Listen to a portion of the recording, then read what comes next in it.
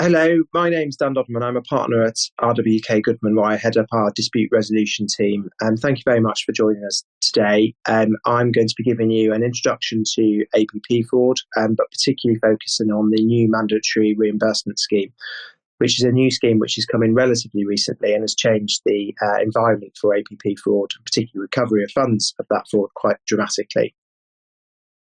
So just to start off, as I'm sure most of you know who are joining today, I'm just going to give a bit of a background for authorised push payment fraud and what it is and how it's different from other types of fraud.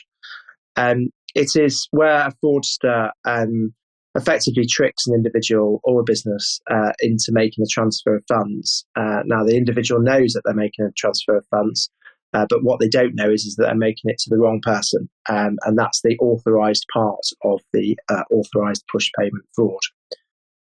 They almost always use some type of social engineering to persuade people to make those kind of transfers. That can be time pressure.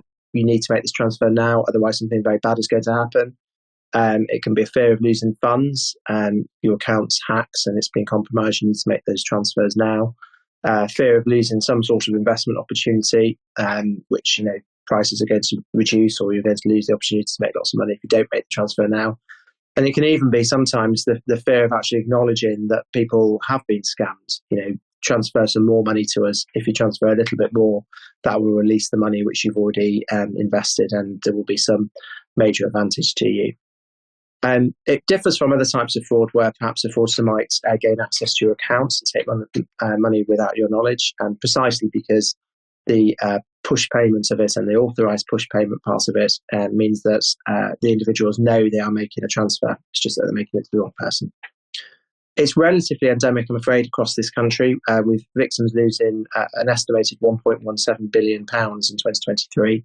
Now, that is a 4% decrease on the year before. And I think that might be slightly reflective of when a lot of these APP frauds really began to take off, which was during the COVID period. And I think it's fair to say that the isolation played quite a major factor in the success of many of the fraudsters perpetrating these kind of frauds.